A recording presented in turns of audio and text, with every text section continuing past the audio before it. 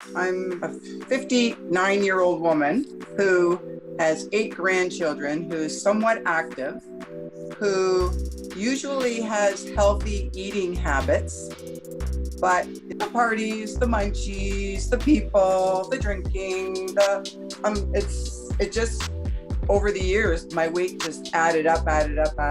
And I did everything. I did it all.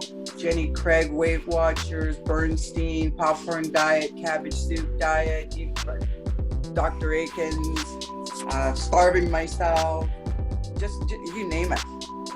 I did it all. And I gained it all back because I went back to my old habits. I have never been this weight since I was 20. I don't know why I kept clothes for 40 years, but my jean shorts when I were 20 are too big. I'm not borderline diabetic anymore.